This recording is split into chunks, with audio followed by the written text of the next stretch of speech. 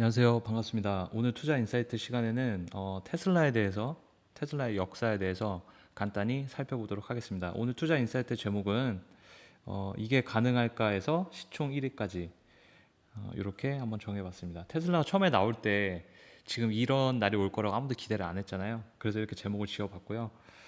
여기 자료 출처는 여기 나왔습니다. 제가 자료 출처 남겨 놓을 테니까 원하시는 분들은 들어가셔서 이 비즈니스 인사이더에 실린 아티클이거든요. 살펴보시면 될 것 같고요. 여기 6월 26일 날 일론 머스크가 재밌는 트윗을 하나 올렸어요. 여기 이렇게 나와 있는데 시간 문제다. 자, 뭐가 시간 문제냐면 사람들이 테슬라 안에서 GTA라는 게임을 하면서 테슬라를 훔치는 것을 볼 수 있는 날은 곧 올 것이다. 예, 그러니까 테슬라 안에서 이제 이런 게임들을 하고 이제 이런 것들이 곧 가능할 것이다. 이제 이런 트윗이고요. 어쨌든 이 테슬라라는 기업은 상상력을 먹고 잘하는 회사라는 생각이 드는데 그럼에도 불구하고 실제로 지금 우리나라에서도 테슬라 차량이 굉장히 많이 보이고 있고요. 그래서 이제는 이제 실적으로 그런 것들을 어느 정도 증명해 나가는 단계가 아닌가. 그래서 지금 주가를 보면 정말 무섭게 올라가고 있습니다. 저도 개인적으로 지금 0.26주 들고 있는데 수익률이 69%가 넘었어요. 근데 지금 너무 빠르게 올라가서 지금 추가 매수는 못 하고 있는데 그리고 한편으로는 좀 너무 많이 올라간 게 아닌가 좀 이런 우려도 있어서 좀 지켜보고 있습니다. 어쨌든 이 정말 화제 기업인 이 테슬라에 대해서 오늘 좀 역사와 함께 좀 자세히 공부하는 시간을 갖도록 하겠습니다. 자, 먼저 기사를 하나 보도록 하겠습니다. 자, 테슬라가 도요타를 제치고 시가총액 세계 1위 자동차 업체에 등극했다라는 소식인데요. 자, 엄청난 거라고 생각해요. 근데 저는 이제 개인적으로 이 사건을 어떻게 보냐면 이제 석유 패러다임에서 전기차, 뭐 EV 이쪽으로 이제 패러다임이 넘어가는 그런 전환점이 왔고 그게 바로 이러한 사건으로 나타난 게 아닌가. 굉장히 역사적인 일이라는 생각이 들고요. 어, 우리는 어떻게 보면은 이런 패러다임의 전환을 지금 목격하고 있는 게 아닌가 그런 생각이 듭니다. 이제 앞으로 10년 뒤에는 이 석유차가 되게 어색해질 수 있는 뭐 그런 날도 오지 않을까 이제 그런 생각이 들고요. 자, 기사를 좀 살펴보겠습니다. 어, 테슬라가 세계 최대 완성차 업체 중 하나인 일본 도요타 자동차를 제치고 시가총액 1위에 올라섰다. 대단한 일이죠. 2010년 6월 나스닥 시장에 상장한 지 10여 년 만의 일이다. 10년 전에는 테슬라가 이 자리에 올라올 거라고는 아마도 그 누구도 상상하지 못했을 거예요. 네. 이게 투자의 묘미가 아닌가 생각합니다. 네. 상상력을 갖고 투자를 해서 버티다 보니까 어떻게 보면 오늘날의 이 주가를 맞이했겠죠. 누군가 꾸준하게 10년간 투자한 사람이 있다면 아마 대단한 부를 거머쥐었을 거라고 그런 생각이 듭니다. 자, 그 다음에 여기 보면 130여 년간 내연기관 중심이었던 자동차 산업이 전기차로 이동하는 가운데 역시 이제 패러다임의 전환을 얘기하고 있죠. 그 변화를 이끄는 테슬라에 투자자들이 열광하고 있다. 그 결과가 이제 주가 상승으로 나타나고 있는 거고요. 테슬라 주가는 이날 장중 4% 넘게 올라 주당 1130달러를 넘어섰다. 이와 함께 시가총액은 2090억 달러, 약 251조 원을 돌파했다. 그리고 테슬라 주가는 올 들어 이날까지 2배 이상 뛰었다. 테슬라를 저는 작년 말부터 갖고 있었는데 이게 엄청나게 올라갔다가 저세상 주식이라고 했었잖아요. 그러다가 한번 엄청나게 하락을 했다가 그러니까 제가 들어갔을 때가 80만 원대 제가 이때 들어갔는데 지금 이제 뭐 100만 원을 훨씬 넘었으니까요. 네, 그래서 올해 들어서 2배 이상 뛰었다고 합니다. 여전히 저세상 주식인 것 같고요. 자, 그 다음은 이제 내년에 출시되는 사이버 트럭에 대한 이제 기사인데요. 사전 계약 대수가 무려 65만 대라고 합니다. 예, 이제 실적까지 받쳐주고 있는 것 같아요. 요거 이제 사이버 트럭이죠. 이게 저는 보면은 어릴 때 만화에서 보던 그런 차 모양인데 이제 이런 차들이 곧 도로를 돌아다닌다고 하니까 약간 기분이 이상하기도 하고 어떻게 보면 되게 역사적인 순간에 내가 있는 거구나 이제 이런 생각도 듭니다. 그리고 이제 이런 회사의 지분을 아주 소량이지만 갖고 있다는 것도 굉장히 영광이라고 생각을 하고요. 자, 얘네들이 이제 사이버 트럭 관련해서 사전 계약 대수가 굉장히 많이 나왔는데 관련 기사를 좀 읽어보도록 할게요. 지난해 11월 21일부터 사전 계약을 시작한 사이버 트럭은 약 6개월여 만에 무려 65만 건의 이례적인 기록을 세웠다. 여기 보면 코로나19 확산이 심각한 상황에서도 일주일에 수백 대의 사이버 트럭이 예약될 만큼 인기가 상당한 것으로 알려졌다. 지금 자동차 업계가 다 어려움에도 불구하고 지금 굉장히 선전하고 있는 거죠. 예상을 뛰어넘는 호조를 보이고 있고요. 그래서 실적 개선에 기여할 것, 뭐 이런 것도 주가 상승의 원동력이 될 수 있다고 생각합니다. 그래서 테슬라는 연간 50만 대 분량 사이버 트럭 생산 목표를 정했는데 지금처럼 수요에 맞추기 위해선 30만에서 40만 건의 물량을 추가로 생산해야 할 것으로 보인다라고 얘기했다고 합니다. 어쨌든 이 사이버 트럭도 인기가 굉장히 많다. 이제 이런 걸 알 수 있습니다. 자, 그럼 이제 본격적으로 테슬라의 역사, 상장 이후부터 2020년까지 역사를 빠르게 한번 살펴보도록 하겠습니다. 자, 테슬라는 이 IPO는 뭐 상장이란 얘기잖아요. 이제 상장을 2010년에 했는데요. 이때 주가는 17달러였다고 합니다.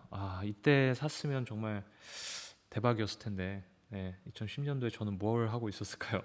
그렇게 이제 자금 조달을 했고요. 이때 유일한 모델이 여기 나와 있는데 이제 로드스터라는 모델이었대요.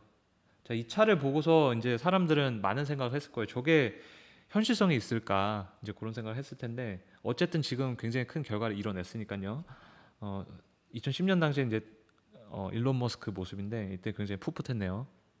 네, 그렇습니다. 정리하면 2010년도에 테슬라는 상장을 했고 그때 주가는 17달러였다. 굉장히 저렴했다. 그리고 그때 당시에 유일한 모델은 오리지널 로드스터 한 대밖에 없었다. 2011년도에는 캘리포니아 공장을 인수합니다. 자, 그런데 그 공장을 여기 보면 굉장히 저렴한 가격에 인수했다 이런 얘기가 나오고 그 공장은 GM하고 도요타가 운영했던 공장이라고 합니다. 여기 이제 공장 모습이 나오고요. 자, 그리고 2011년도에 첫 번째 모델을 준비하게 됩니다. 여기 이제 수석 디자이너 프렌츠 본 홀츠하우젠이라는 사람이 나오는데 얘와 함께 초기 연도는 첫 번째 모델을 만드는데 시간을 보냈다 이렇게 나오고 있고요. 그 다음에 이제 여기 보면은 도요타하고 저도 이거 오늘 공부하면서 처음 알았는데 다임러는 이제 벤츠죠. 얘네들이 테슬라 지분을 이때 인수했다고 합니다. 그리고 이 당시에 2011년도 최고 주가는 35달러였다고 하네요. 상장 당시보다는 한 2배 이상 그래도 올라갔네요. 자, 이제 도요타 다임러 지분 관련해서 제가 잘 몰라가지고 기사를 좀 찾아봤는데요. 자, 관련 기사 내용입니다. 도요타는 테슬라 지분을 전량 매각했네요. 2017년도에 나온 기사니까 3년 전에 이미 도요타 같은 경우는 2011년도에 사들였던 테슬라의 지분을 다 매각을 했다고 하고요. 여기 차후 협력 계획 없다 뭐 이런 얘기가 나오고 있고 그 다음에 독일의 다임러도 테슬라의 지분 4%를 8억 달러에 모두 매각을 했는데 얘네들은 2014년도에 아마 매각을 한 것 같습니다. 어쨌든 초기에 들어가서 이 정도의 매각을 했으면 둘 다 돈은 좀 많이 벌었을 것 같아요. 이번에 하나가 그 니콜라를 통해서 돈을 많이 번 것처럼. 자, 2012년도인데요. 이때 이제 모델 S가 출시됩니다. 여기 이제 사진이 나와 있고요. 자, 이제 첫 번째 완전 전기 럭셔리 세단인 모델 S가 출시된다 이렇게 나와 있고 그 다음에 2013년도에는 올해 자동차상을 수상하게 됩니다. 여기 보면 모터 트렌드로부터 올해 2013년도 올해 차상을 수상을 했고 이때 주가는 38달러 수준입니다. 그렇게 이제 큰 상승은 없었던 것 같아요. 이때는. 자, 그 다음에 또 2013년도인데요. 이때는 모델 X 이게 SUV 모델인데 여기에 대한 이제 기대감이 있었다. 여기 보면은 이때는 그러니까 SUV 모델인 모델 X에 대한 기대감이 가득 찼는데 2012년도에 아마도 이걸 한번 선보였던 것 같아요. 그래서 2013년도에는 이 모델 X SUV 모델에 대해서 굉장히 기대감이 많았다. 이제 이런 얘기가 나오고 있고요. 월스트리트도 이때부터 테슬라에 대해 굉장히 큰 관심을 보이기 시작했다. 이런 얘기가 나오고 있습니다. 자, 그래서 이제 2013년도에 주가가 유의미하게 상승합니다. 뭐 요 정도라고 하는데 여기서 이렇게 많이 올라간 걸 볼 수 있죠. 그래서 보면 2013년도에 피크는 193달러까지 올라갔대요. 엄청나게 많이 올라갔죠. 이제 월스트리트도 얘네들을 그냥 상상력을 먹고 사는 기업으로 보지 않기 시작한 것 같아요.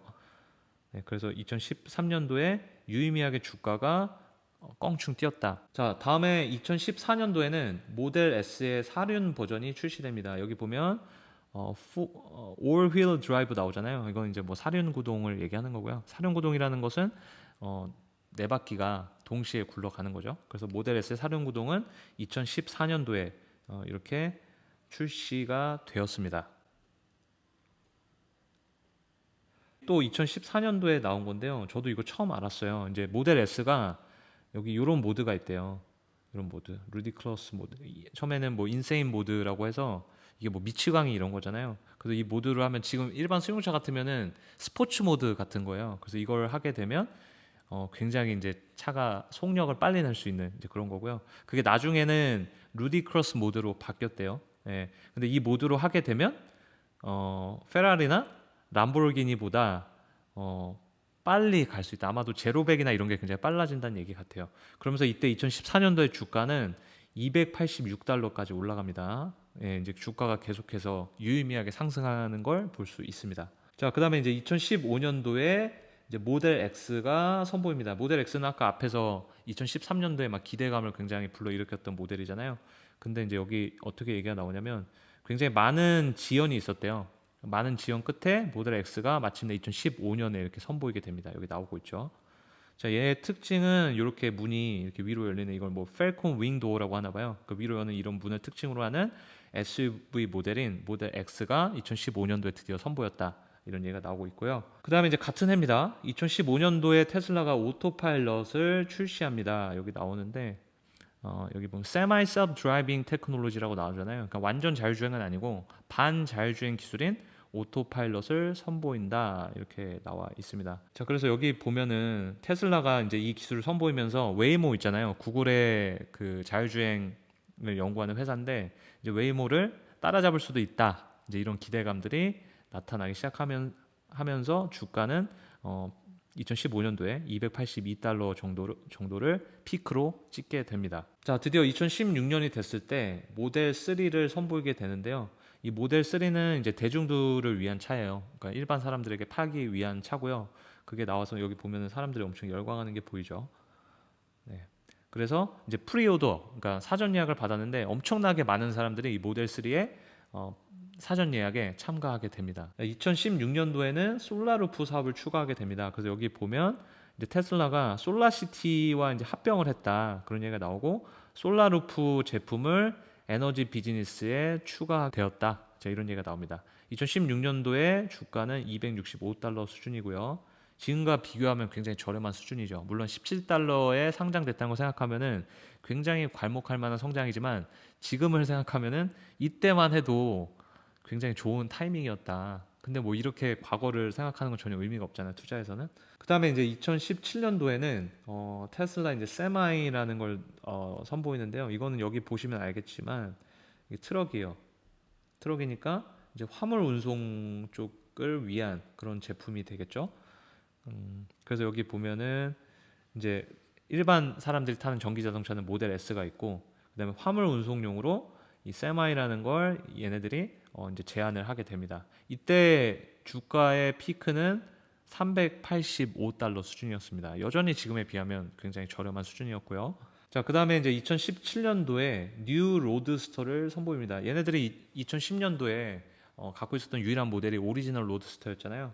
근데 2017년, 그러니까 약 7년 후에 뉴 로드스터라는 이런 모델을 훨씬 디자인이 예뻐진 걸 알 수 있어요. 이런 모델을 이제 선보이게 됩니다. 근데 여기 보면은 0에서 60 마일 퍼 아워잖아요. 이게 이제 킬로로 이제 환산하면은 아마 이게 제로백을 얘기하는 것 같아요. 제로백이라는 게 이제 100km까지 속력을 올리는데 걸리는 시간이잖아요. 여기 보면은 2초도 안 걸린다, 제로백이. 그러니까 엄청난 고성능 차라는 걸 알 수 있고요. 얘네들의 말에 따르면 세계에서 이제 가장 빠른 차다.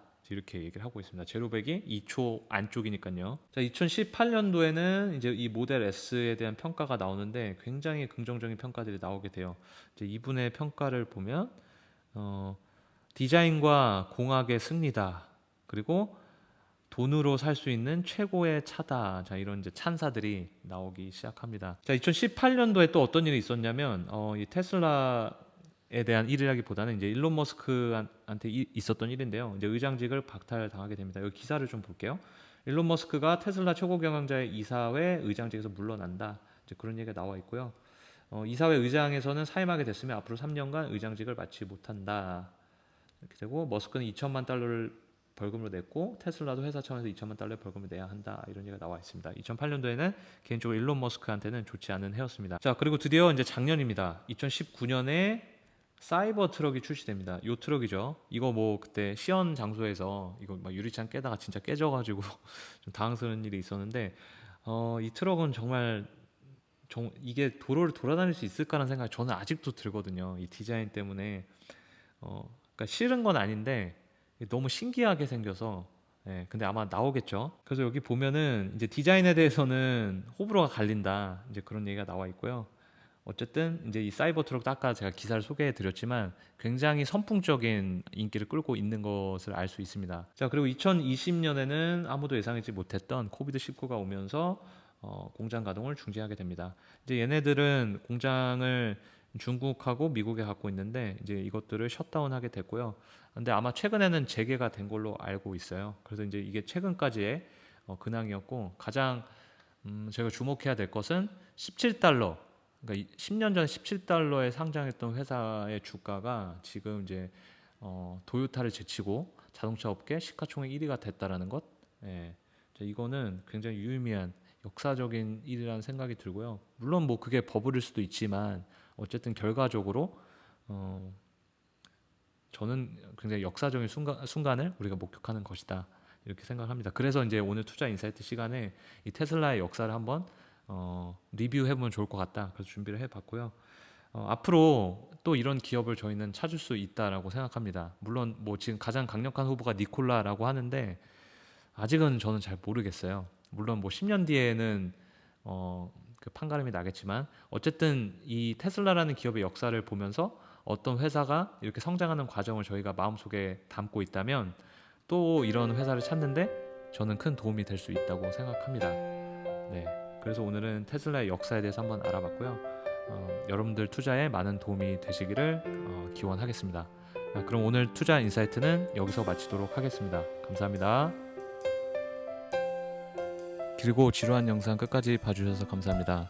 더 좋은 영상으로 찾아뵙겠습니다.